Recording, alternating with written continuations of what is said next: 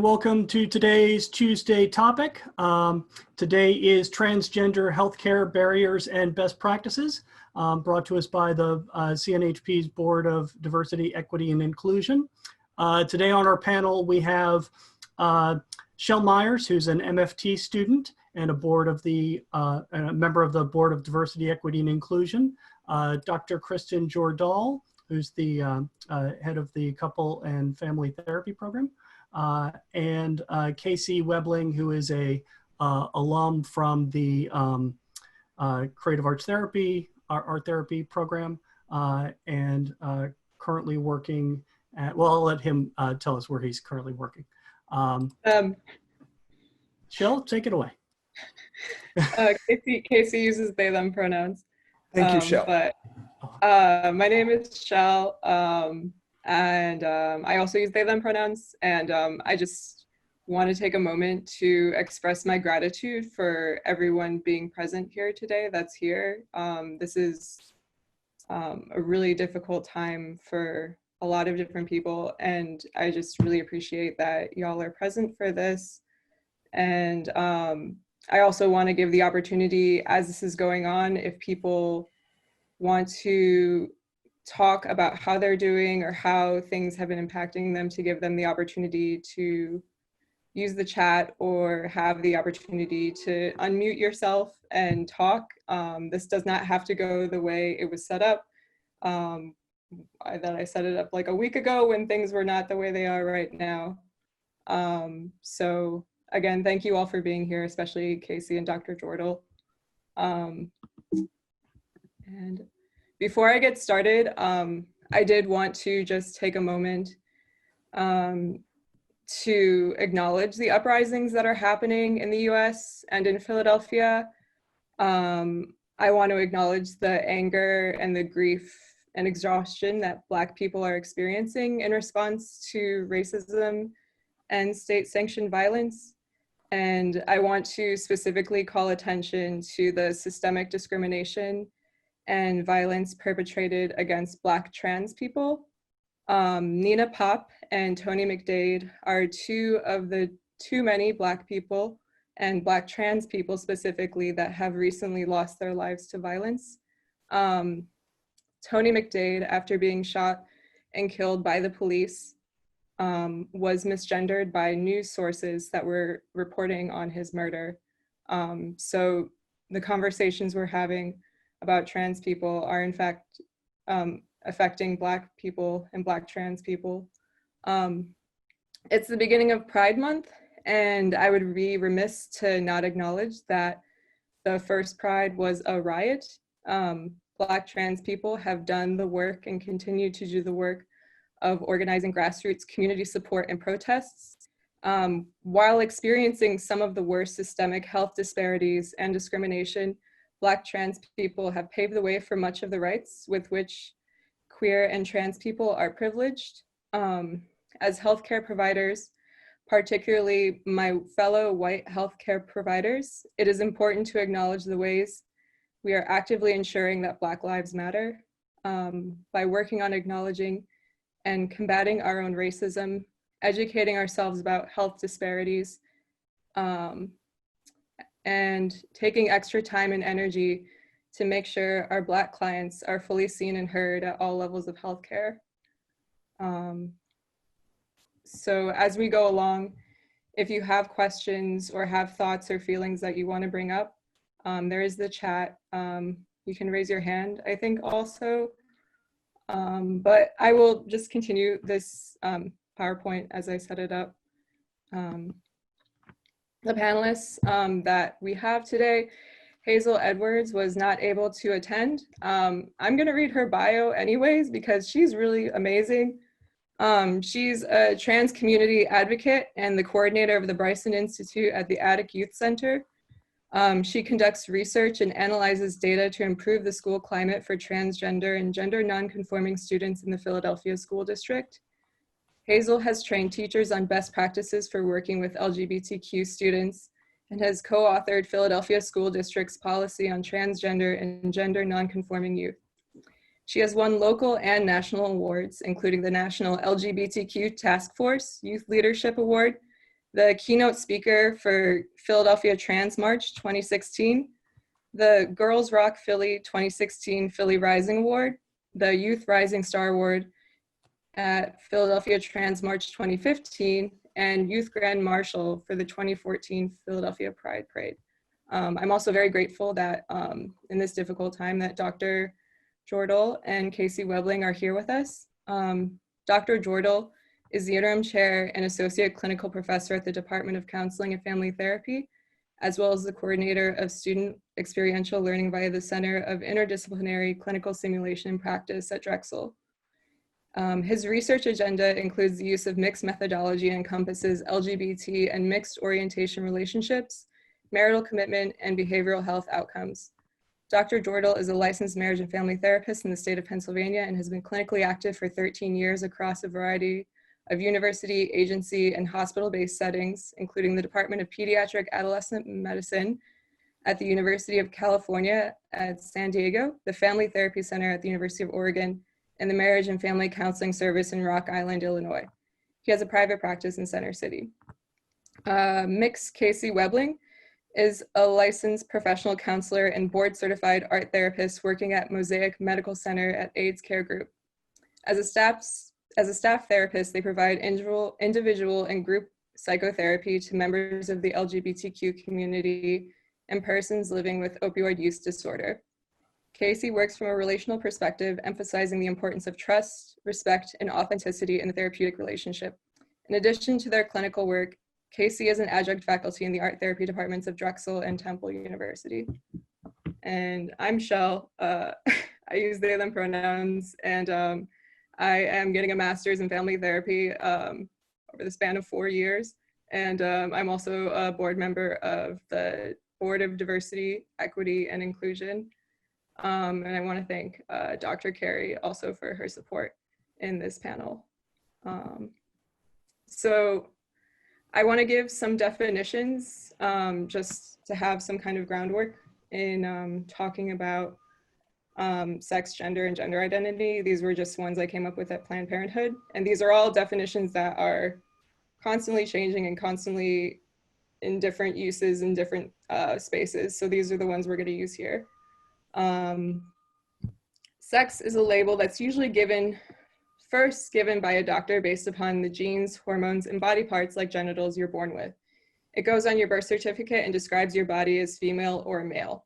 Some people's sex doesn't fit into male or female, called intersex. Gender is how society thinks we should look, think, and act as girls and women and boys and men. Each culture has beliefs and informal rules about how people should act based on their gender. For example, many cultures expect and encourage men to be more aggressive than women. Gender identity is how you feel inside and how you show your gender through clothing, behavior, and personal appearance. It's a feeling that begins early in life. And then this is also just a definition for transgender. Identifying as transgender or trans means that one's internal knowledge of gender is different from conventional expectations based on the sex that person was assigned at birth. A transgender woman is a woman and was assigned male at birth. A transgender man is a man who was assigned female at birth. That was a typo.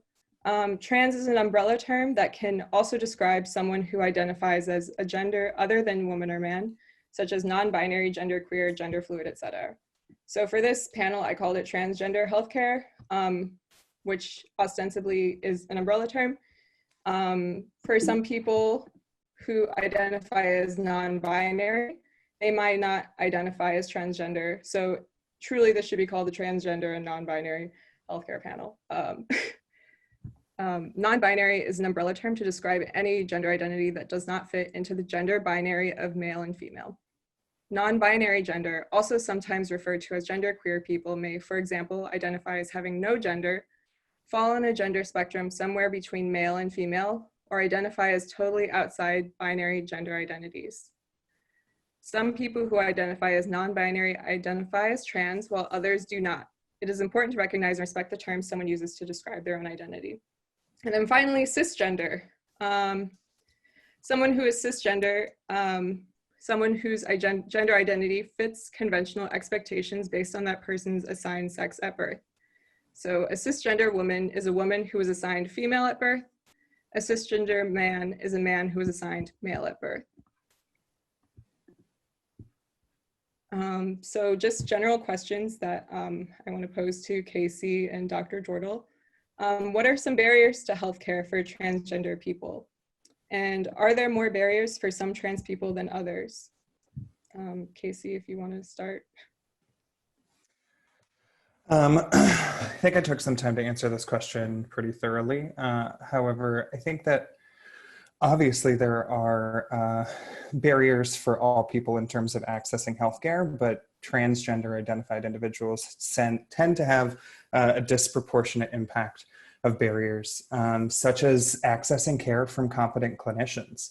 I think that that has been identified not only through my own experience, but through the literature, that the incorporation of training on working with trans-identified or non-binary individuals has not really been incorporated or mandated within programming across the board, which leads to more difficulty for people accessing affirming services. This includes access to physicians who are aware of proper pronoun usage, front desk staff who are able to provide affirming care to clients when they enter the door, nursing staff being able to be respectful and affirming to the clients that they're serving. You know, I think that living in Philadelphia, we are lucky to have several LGBTQ specific healthcare providers available to the community.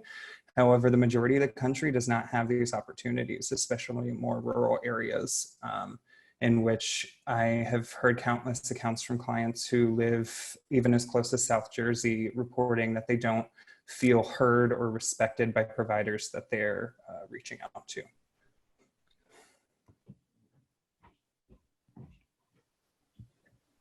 Dr. Jordal, do you want to speak? Yeah, if I could just add, I really appreciate, Casey, what they said. And specifically, when I think about it, think about the implications, number one, for outcomes, as you referenced, Casey. This idea of, to me, when you look at the existing training of practitioners, oftentimes it is still thinking a little bit about how it is that healthcare is done or performed or sort of top down on patients. And it doesn't include this idea of how it is that practitioners can understand their own social locations, their own identity development, and how it is that they, for example, may identify as cisgender and what that means for them, and how it is that they also, nuts and bolts, engage in interaction with transgender patients or clients, and to avoid the microaggression. Because what it is oftentimes in my work, finding, not only to your point, Casey, about access, thinking about geographic barriers, but then if you add in racial or cultural differences on top of gender differences, what happens is you can have multiple sort of situations where a person can feel pretty microaggressed and will simply avoid following through on treatment, which I would say also not just impacts sort of outcomes, but impacts mortality. Yeah, that's definitely something I've been thinking about, especially more recently, the idea that especially trans people of color and Black trans people, there are a lot of, like, there is the component of being, like, the intersectional identity of being Black and trans is something that is very difficult to be taken seriously by a lot of healthcare providers, with just knowing that the healthcare system often doesn't take Black patients or Black pain very seriously historically, and then on top of that, identifying as transgender. And if I might add, and I want to respectfully want to keep moving, but one of the things I think about too is how the structure of healthcare delivery oftentimes is pretty binary. When I think about pediatrics, or I think about addiction and addiction treatment, if you look at some of the structure within those paradigms, it's very much set up on a binary, which in and of itself is is sort of, for lack of a better word, aggressive. It sends a message to potential patients as far as this is sort of how it is that we approach healthcare. And for some patients, that can be very, very much something that is offensive to them. But I also think it becomes pretty, it significantly can impact whether or not they pursue treatment, if they can get access to it. Great. We received questions from people prior to this, and I think this helps address that idea of binary health systems. If either of you want to speak to it, can you talk about challenges non-binary folks see in the healthcare system, and what steps are being taken to acknowledge those challenges and make changes?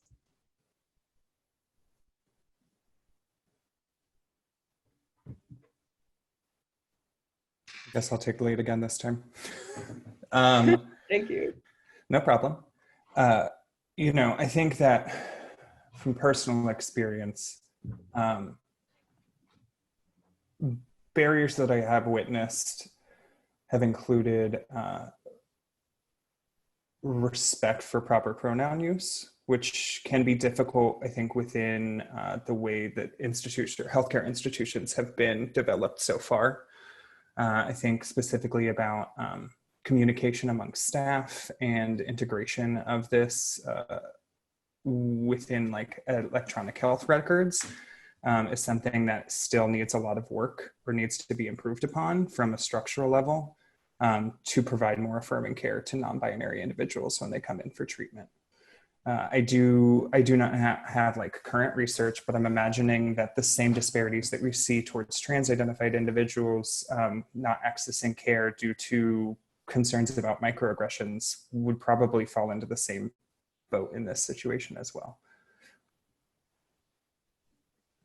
I think that what I would say is that the challenges we've already highlighted, access is certainly a challenge. I think that in addition to that, practitioner training is a challenge.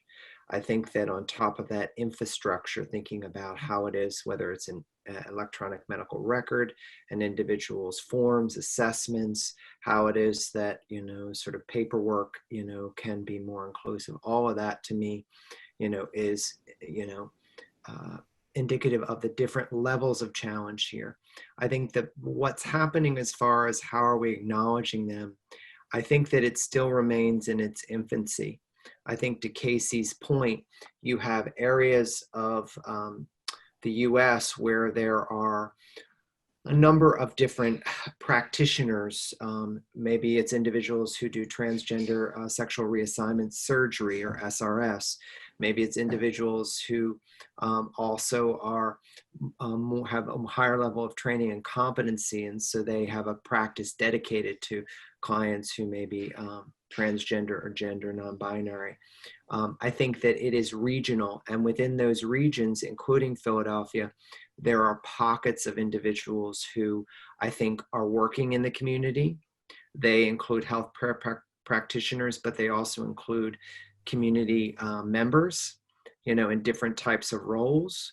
And I think that we are putting together sort of small communities where we're trying to navigate and increase, I think, the health outcomes and the access for transgender and non-binary persons. But I think in general, it's still piecemeal. And I think that's because when you look at healthcare education, notably of doctors and nurses, and when you look at insurance companies, the infrastructure, the education squeezes out any of the psychosocial aspects of it, and then on top of that, if you look at insurance companies, it's all driven by what is ultimately sort of reimbursable.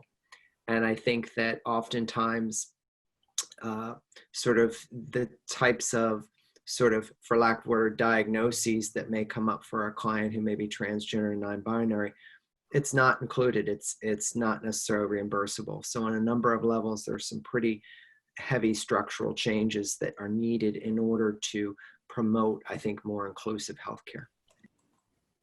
Yeah, Also anecdotally, speaking to what Casey mentioned earlier about language, I've gone to doctors who I've had to educate about my pronouns and about my gender. And a lot of healthcare providers are not even aware that non-binary people exist. It's also an issue of how gendered the healthcare system can be in certain components. For example, going to an OBGYN, it is assumed that I am a cis woman who is going to an OBGYN, and there's no opportunity for me to actually say that I'm not a cis woman, or to use language around reproductive health that is not focused on women and allows for non-binary and trans men people to have the opportunity to receive abortions or to receive contraception or to have pregnancies without it being a gendered experience. Shall we have a hand raised? There's a hand raised. Yeah. Hi, Shell. So I find these sessions really interesting. I know I attended one that you had back before all this COVID stuff started. And I'm the one that made the comment. I don't know if you saw it on chat. I can't see the chat. I'm so sorry. I've been working on with a couple of people on a review of what I think is some barriers to healthcare for transgender and LGBTQ, but especially or more so the transgender and non-binary. And part of that, I think, has to do with the fact that, you know, we have such a push these days for evidence-based care, and yet the research is done in people who, at least verbally, are cis. So in other words, and I mean, you're just saying, and you kind of gave an example there about OBGYN care. Well, in treatment, the majority of people who show up for studies on gynecological care are cis women. Right. So what I'm wondering is, is there any effort on the part of, say, trans and non-binary advocacy groups to interact with the AMA and the medical education groups within AMA to create maybe a trans non-binary medicine specialty? Because as an example, I know that recently there's been a new specialty added in obesity medicine. And it looks to me like physicians, especially in other primary care groups, are very evidence-bound. So it might be that in order to, you know, in order to really get good care, you've got to create this group that's trained to provide the care. Now, I know that socially there's probably a lot of negatives to that because some people don't want to identify, you know, they want to have their own, keep their personal life to themselves. But I just wondered if there's been any interaction with the people who train the physicians who, in some ways, and no offense to our nurses, but when it comes to reimbursement, the physicians and the primary care, you know, NPs and PAs are the ones that drive the third-party reimbursement, and that's what pays for our current health system. Do either of you want to speak to that, Casey? I have a couple thoughts, actually. One, I think that a reason that there might be such a gap in the literature in terms of affirming treatments or evidence-based practices is due to not wanting to further stigmatize or marginalize trans-identified or non-binary individuals in like wrangling them into research studies. I know this is a big question that came up for myself in the past regarding other LGBTQ health centers in the city and research initiatives they are capable or willing to do.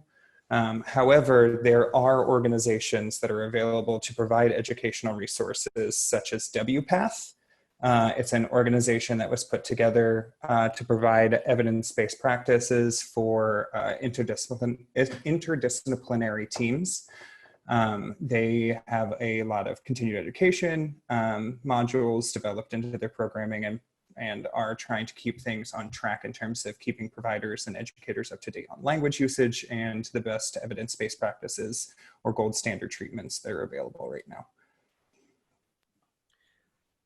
I think that what I would add, Jennifer, to your point, I appreciate this idea of, how it is that, sort of the paradigm across disciplines is around evidence-based treatment, research-informed treatment. And I think, Casey, as you referenced, this idea of sort of how it is that historically, number one, I think there's been a lack of certainly sort of representation or inclusion within research, but I also think at a base level, the level of severity now and historically for many transgender persons has been, where they're at, they need access to care. They need access to competent care. And so I think that coupled with, sort of with a number of other factors leads to this idea of that's where we're at, and we haven't gotten to the point where it is that I think that there is more sort of a connection among potential sort of researchers or scholars. But what I bring it back to for everyone participating is I'm actually just started a research project with some other faculty here at Drexel as well as the University of Akron, looking at the experience of transgender persons who are going to be, who are navigating addiction treatment. And specifically, the how in the building for us has been that we start with trying to find an advisory panel of individuals who are basically throughout North America, notably locally if we can, who are academics, but also community members who can be an advisory board for our project, recognizing that we are a project primarily of cisgendered individuals. And so that to me is I think the approach that I would put out there for any person involved in research right now until such time as larger institutions such as the AMA, such as the federal government, the grant foundations, et cetera, are really thinking about how it is that they can engage researchers in this important area. Yeah, thank you all I appreciate your question. Yeah, so the research I did for this, there's just, as you said, there's not a lot of evidence-based information about trans healthcare. A lot of it is currently just self-report. And so like these are some of the self-reported barriers I found in one study. The most reported barrier was lack of access to providers who are sufficiently knowledgeable in transgender medicine, financial barriers such as lack of insurance or lack of income, discrimination, lack of cultural competence by providers, health systems barriers, including, as Casey mentioned, inappropriate electronic records, forms, lab references, clinic facilities, basically things that are continuing to misgender or misrepresent trans people and their health, and socioeconomic barriers, so transportation, housing, and mental health. So the next question I am asking Casey and Dr. Jordal, I guess there are two questions. What services would you consider transgender healthcare? And what do you wish we talked more about in healthcare for trans people? May I take the lead here, Casey? Yes. What I would say is that I think that one of the most difficult aspects of, I think, my own training and working with individuals who may be transgender or gender questioning even, is this idea of being a gatekeeper. The idea is, I think that when I think about how it is that sort of before I think started my process of training, and it's ongoing, that I would think about transgender healthcare, I would think about hormone replacement therapy, and I would think about sexual reassignment surgery. I would think about these two very specific aspects of the journey of some individuals who may choose to transition to be congruent with their understanding of their gender. However, as Shell referenced earlier, there's a lot of fluidity within terms and terminology. And I think that my experience anecdotally is that there are many individuals who may identify as transgender who may never choose to transition through hormone or sexual reassignment surgeries. And so I really think that if if anything, my hope is that I challenge myself and I put out there for all of you that transgender healthcare is all of the other healthcare that every single other person, including cisgender persons, sort of access daily. It's a matter of how it is that the system is not set up to support transgender health, because the definition of healthcare is so narrow for this, these people. I don't know if there's much more that I can add to that statement. I think that was very eloquently put. And I agree. I think that the two major areas that I think we identify most readily as trans-specific healthcare would be HRT, or hormone replacement therapy, as well as gender reassignment surgeries or gender affirming surgeries. However, I think that Dr. Jordal is 100% correct that all healthcare is trans healthcare. Just like everyone else, members of the trans community identify as people, right? We all have conditions and things that need to be attended to. It is just a question of like, how affirming are we being in allowing individuals of this community to access services, right? And what systemic changes are we making to ensure that people feel safe in their care and return to care so that we can work towards developing better health outcomes for the community. I am thinking about the second part of this as like, what do we wish that was talked about more in terms of healthcare for trans-identified individuals?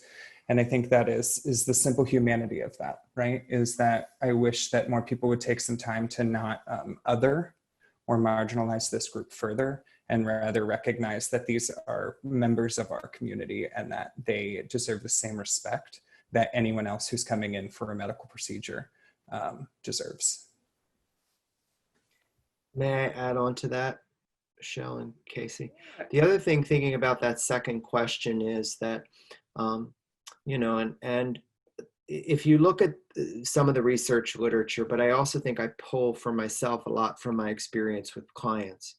I think one of the things that you will see is that you will see individuals who maybe they're children or maybe they're adolescents who are coming in to see a healthcare provider. And if you were to do sort of a history with them, you're going to hear a narrative where this is an individual who, from the ages of 2 or 3, began to question their gender identity. They preferred what would be opposite gender sort of toys, or they preferred to present dress-wise in a certain way that's congruent with how they feel, that's incongruent with their gender. You will also see them have generally academic issues, not due to intellect, but oftentimes due to challenges in navigating systems which are binary. Schools where boys are supposed to frequently present one way, girls are supposed to present the other, and it's sort of very defined. It's emotionally tremendous for kids and adolescents to sort of navigate that. But I also would say, in thinking about my wish, I work with a lot of so for children and adolescents, there's a certain clarity of their identity formation process that fits developmentally. For adults, however, what I also find is that for some adults, they will be in their 20s, 30s, 40s, 50s, and they will begin to think about their gender identity. And they may go through a long period of time of questioning it, but it will emerge for them. Doesn't mean it emerges in a transgender identity, but it comes out later in their life. And as a clinician, one of the things that I see is that this significantly impacts their relationships. I'm thinking about a client right now in particular who has been for some time questioning and does identify as transgender, and he and ultimately his partner are in a place where ultimately they want to have another child. And so this person is at the precipice of, do I start hormone replacement therapy, and what are the impacts of that on sort of the decision to have children, and if I can have children again, and at the same time navigating their partner who is having some pretty significant feelings about their partner, and what does it mean about me that my partner is changing their gender? Who am I? And so when I think about sort of healthcare, to me, I think about this idea of more research to support the experience of adults who come out, for lack of a better word. Jordan, sorry, Shell. Go ahead.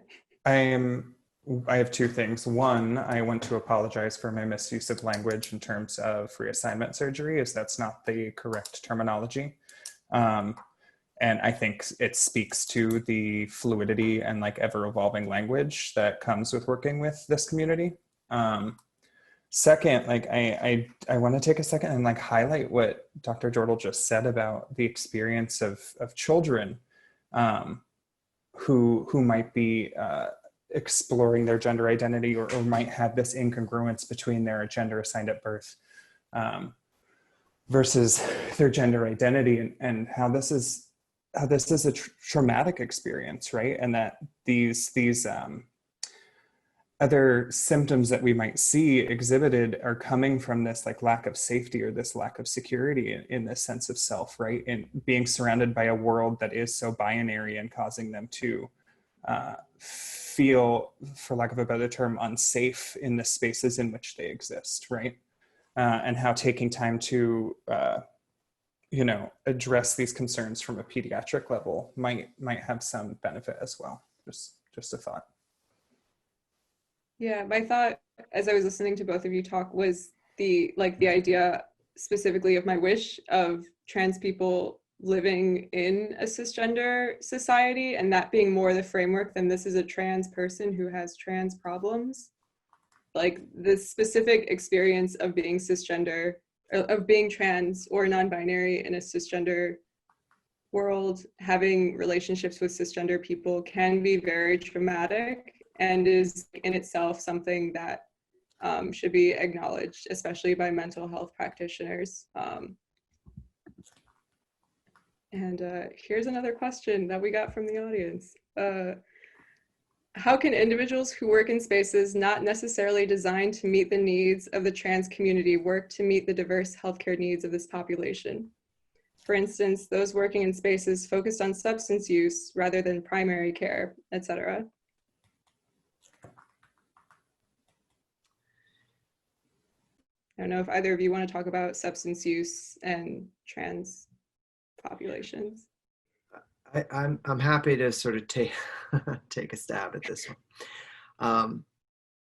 What I think about is it goes a little bit back to what Jennifer raised earlier, this idea of research, because to me I go back to the who and who's doing the advocacy, and I think one of the things that I would put out there for myself and perhaps anyone else who may identify as cisgendered is the vitality of taking up the mantle of raising the issue of how it is that spaces, how it is that paperwork, how it is that whatever it is, projects really fully are that there's thinking behind how it is that we can meet the needs of transgender persons. I also think that getting back to Shell's comment earlier about intersectionality, I think that oftentimes when you think about sort of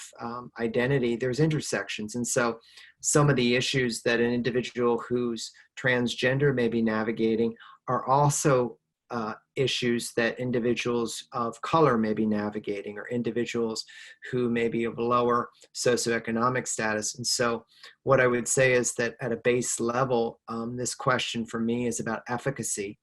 The more that a system is not designed to meet the variety of needs of patients, but notably our most marginalized or potentially at-risk patients, the more it's ineffective, because it's focused on sort of individuals who are in the majority, cisgendered persons, white persons, persons in general who are healthy, versus those who have more adverse health impacts. So.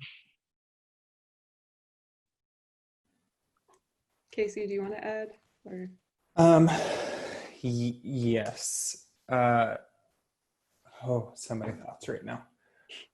What I'm thinking about right off of what Dr. Jordal just said is this idea is emerging within literature, and I've been thinking about a lot recently, is this concept called cis-sexism, right? Or systems that are established to maintain that binary perspective of the way that the world has been structured.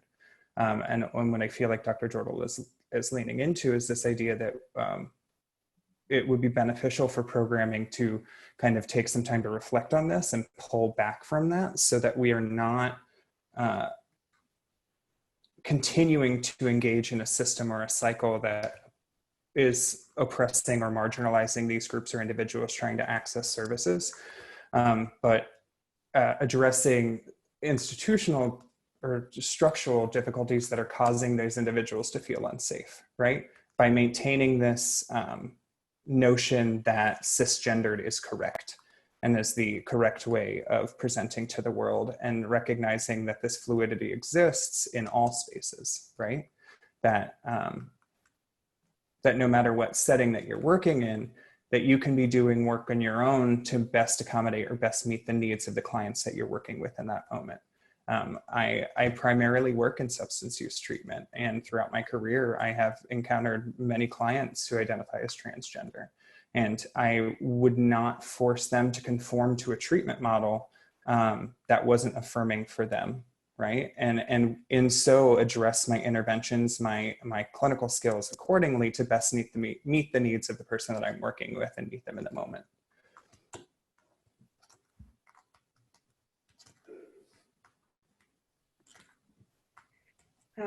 Yeah, so basically, as we've just been kind of hitting over and over, transgender healthcare is everything. If you are doing healthcare, it's trans healthcare.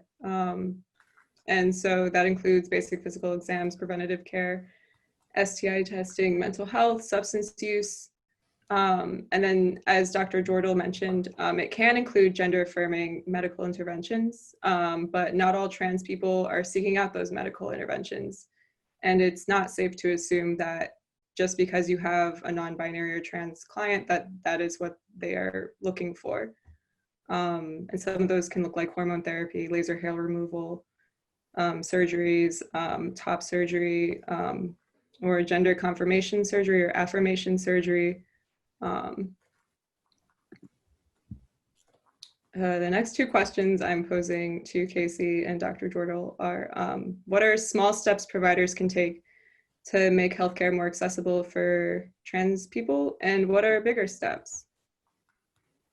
Don't mind taking the lead on this one. When I think about small steps that providers across the board can take to providing more accessible healthcare for transgender individuals is educating ourselves, right? I think for those who are here right now, being present in this space is an indication that you're willing to do some work to address these concerns and issues. I think beyond that, right, there are resources out there for you to obtain further education and continue your education on providing affirming treatment for those who identify as transgender and non-binary. I think specifically about the LGBTQ health education program that I shared a link in the chat if anyone's interested. They provide a variety of continued education courses across the spectrum in terms of gender health, access to PrEP, benefits of PrEP education, access to gender affirming treatment, trainings on language or appropriate language usage, things that everyone can take some time to do some self-reflection and work on their own. But when it comes to bigger steps, I think that there are some very large gaps that needed to be addressed in terms of academia and how we are educating future providers on treating people of this community. I think that incorporation into curriculums from medical programming to nursing programming to psychotherapeutic programming, psychology, emphasizing the importance of recognizing these differences, these disparities, increasing comfort with working with this population, right? The research that I was reading yesterday talked a lot about how didactic learning opportunities or educational lectures within medical school settings did show promise in terms of increasing comfortability with medical providers in working with transgender identified individuals. But that actually doing some in-person interactions or having in-person interactions with the community improved comfort drastically in providing these services. So I think incorporation of this into curriculums across the board would be kind of bigger steps to be taken in terms of academics. Bigger steps in terms of healthcare, I think, is a much larger topic to discuss. I think that there are a lot of, as Dr. Jordal mentioned earlier, the definition of healthcare is very narrow, right? And what are steps that these larger institutions, including hospital systems, as well as smaller organizations, doing to address these concerns in terms of like amending documentation so that individuals come in and feel respected from day one. Amending electronic health records so that people can access or people's charts can reflect their identity. You know, a lot of electronic health records that I've had experience with do not leave space for pronouns. The name on the chart has to be the legal name, which is most of the time incongruent with the individual who is seeking care. How can we start making steps to address these larger systemic issues that continue to make accessing care difficult for people of this community? I think that the only thing I would add in the short term with small steps is I think that there continue to be opportunities for providers to seek continuing education around gender and gender identity. And I would encourage, I think that to me, I think that we probably all know this as, you know, practitioners, continuing education is our life. It's not just licensure. It's like we're always improving. We're always sort of thinking about how we can better serve our patients and clients. And when I think about that, looking for opportunities to sort of participate in potentially continuing ed where you or I have to really unpack a little bit our understanding of our gender. It's a little bit hard for me to put into words, but I think that I would invite you to think about when your arm or your leg falls asleep and how is it that you're not aware of it, but then all of a sudden you are aware of it. The idea is, to me, that has been my journey, I think, to understand my own cisgender identity, my maleness, for lack of a better word. And I think that in addition, what's interesting is that it's always, not just that it's always there, but there's always an edge there. There's always the edge of how it is that that is a place of privilege. And I still, you know, I still make mistakes around pronouns. I still make mistakes around sort of very small things that ultimately it's not about not making mistakes. It's being vigilant around the process of understanding who I am as a cisgendered person and how it is that I navigate interactions and the world. And if this is the system in which I'm operating, my practice or my university or my department, how is it that I have that in my head when I'm developing new systems? I'm looking at refining existing procedures to be more inclusive. Yeah. Yeah, I mess up pronouns all the time, you know? I mess up my own pronouns. I think that's just part of the game of living in a cis world where you are trying to make the language fit for you that fits for you. I don't know. it's totally okay to make mistakes. I think that's part of it, is just embracing humility throughout the process. I have fallen on another question. I have been informed there's a proper way to communicate with people within this community. Patients have said doctors and nurses don't know how to talk to me. What expectations does this community have for healthcare providers in the inpatient hospital setting? So if either of you want to speak to how to communicate with trans people, or specifically in the inpatient hospital setting.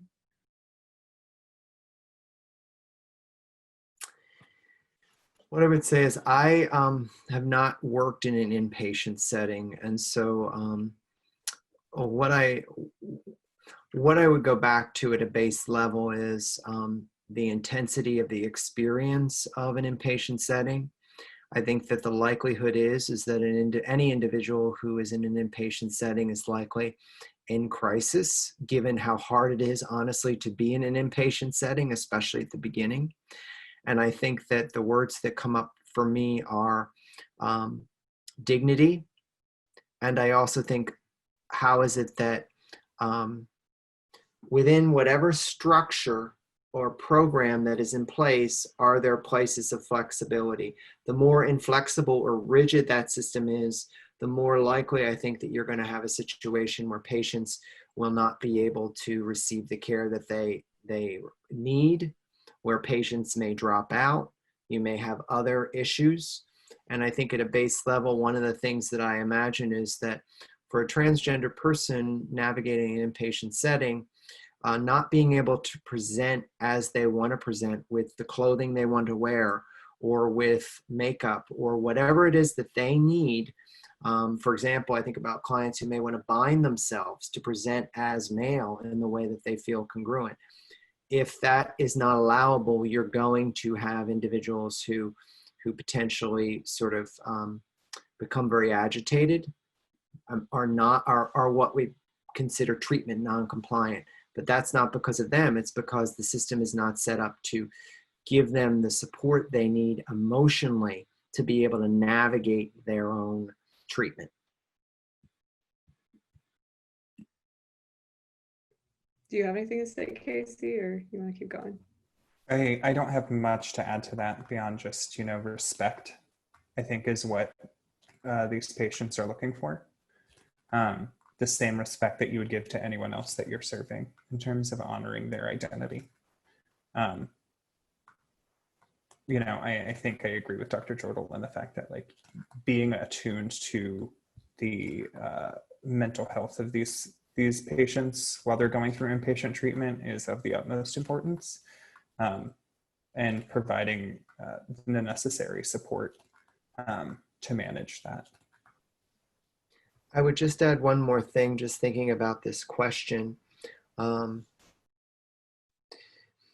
think that communication and pronouns can sometimes feel like a bit of a stop sign for practitioners. It's like, if I don't do this right, I can't go further, or this isn't within my scope of practice or scope of competency. I would invite us all to challenge ourselves to Shell's point, sort of just engage in the dialogue, knowing that we're going to make mistakes, but also, if I'm going to be working in a setting where I anticipate I'm going to be working at a minimum with clients who may identify as transgender, how am I getting informed? How is it that I'm doing the work ahead of time? I might be reading, I might be sort of going through some trainings. I certainly would be asking of that of my employer, so that I can be prepared, so that I don't have to expect my clients to educate me on sort of their experience completely. I think that we always want to have a curiosity as practitioners, but at a base level, my hope is that if I'm going into a situation, I'm saying, okay, how do you like to be called? What pronouns do you prefer? These are some real basic kinds of questions that immediately change the tone of an interaction, because 9 times out of 10, a practitioner is not trained to ask them. Sorry to keep delaying this, but I agree with Dr. Jordal completely, is that because people are not necessarily the most comfortable engaging in these conversations, that it doesn't diminish the importance of them, right? I'm thinking of what Shell said earlier about having to educate their own providers, right? And I've similarly been in that position. And, you know, as much as we would like to, as providers, not always expose our edges of growth, I think that this is an area that's important to focus on, right? That it is okay to seek education from the patient that you're working with, but it is important to approach that conversation with compassion and curiosity rather than pathology, I think is where I'm thinking about. And that these conversations are possible, right? I think that you'd be surprised how resilient the members of this community can be, and how many members of the community are very pro-education and educating those who are providing them care. However, this isn't always the case. So again, like being mindful about this as you engage in these sometimes uncomfortable conversations is really important. Thank you. For the sake of time, I'm not going to go over all of these, but these are just some best practices. And some of the things that we mentioned were asking your client their preferred name and what pronouns they use. I think that's safe to use with all clients. I don't think you can look at someone and just see that, oh, this is a trans person. Here, I'm going to change my language with this person. I don't know if you were raising your hand, Casey, or that was just like a yes. It was a yes, because I fall within that category. Yes. So it's something you should be practicing with all of your clients, and also sharing your pronouns. That is helpful for them to know. And also, if they're not trans, it lets them know that this is a way that people talk to each other, and that I, as a cisgender person, can share my pronouns. And this is one way to be respectful. Another thing that we talked about was just being open to making mistakes and being corrected. No one is perfect, and no one is going to get it right all of the time. And it's just important to be patient with yourself and with other people. I don't know, we're getting close on time. It's like 12:58. I don't know if we're comfortable going over. I don't know how you are feeling about that, Casey and Dr. Jordal, but okay. So we talked a little bit about this, but just strategies for incorporating transgender healthcare and LGBTQ healthcare into our curriculums. I think just taking any steps is important because it's really not there at all in the first place.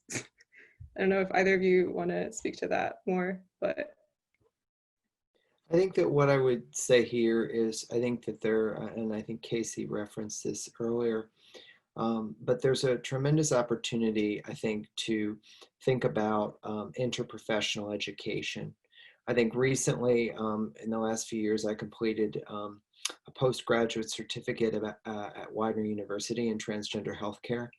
I think that there continues to be not just a need, but one of the things that I would say from my experience as an educator is that more and more, not only are transgender persons seeking healthcare, and we're having I certainly am engaged in working with clients, but specifically, I would also say that students are more and more aware of sort of the spectrum of the fluidity of gender and how it is that healthcare is not addressing that need. And I think that students are looking for training specifically that is inclusive and affirming. And I think that we have an opportunity to think about how it is that we develop sort of not just distinct courses that are siloed, but specifically how it is that gender might be a part of the mission of a program, or specifically sort of how it is that, we have an interprofessional kind of certificate curriculum that could be sort of training involving multiple healthcare providers to get a more comprehensive view of what it is what affirmative healthcare is for transgender clients.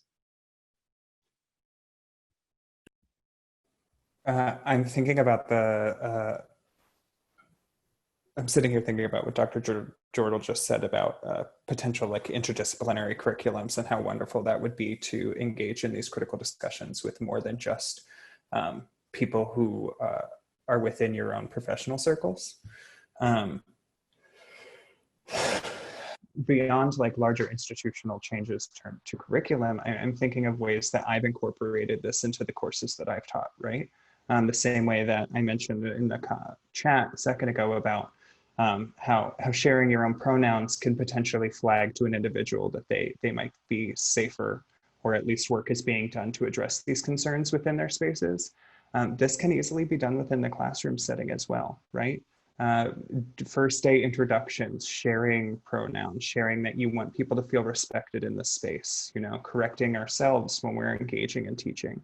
I think that personally, we can incorporate this into our pedagogy in how we are educating or interacting with students in the classroom, right? Because if we institutionalize this in an academic setting, that signals or can signal to those students the importance of this information and how they can potentially incorporate this into their own clinical practices. Thank you. So just quickly, these are some resources. In Philadelphia, there is a trans resource guide that's provided by the Mosaic Center every year in conjunction with the Trans Wellness Conference. So if you do have trans or non-binary clients, this is like a huge list of resources of providers in the area and different other resources that aren't healthcare that you might want to have in the back pocket. And then if you are a provider who's interested in getting more education, as Casey mentioned, WPATH is an evidence-based care, education, research, public policy, and they're working on respect for transgender health. These other ones are all free. One that I liked was the Fenway Health example of a trans-inclusive intake form. It gives you the opportunity to write out what your gender is. It also gives you the opportunity to write your preferred name and your pronouns. I thought that was really nice to see. These are also just some videos and other things that you can do for free online. Also want to put in a plug to donate to Black trans mental health. I mentioned Nina Pop and Tony McDade at the beginning. The Okra Project is a grassroots organization in New York City that's currently collecting funds to pay for mental health services for Black trans people. So if you have the ability to donate, they are collecting funds to connect Black trans people with Black therapists for sessions, which is especially important in this time. I cannot imagine what it must be like to be Black and trans or Black in this specific climate. And I just want to thank you all for being here and spending this time with us. And if you have questions or something that you want to talk about, the floor is open.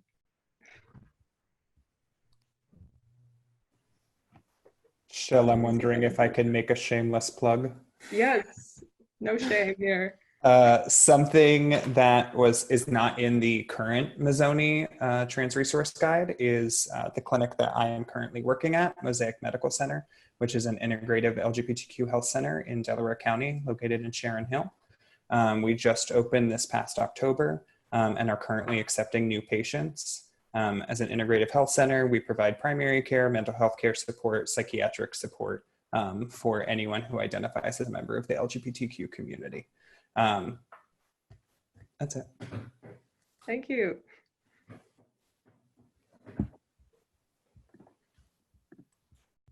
Any other questions for our panelists?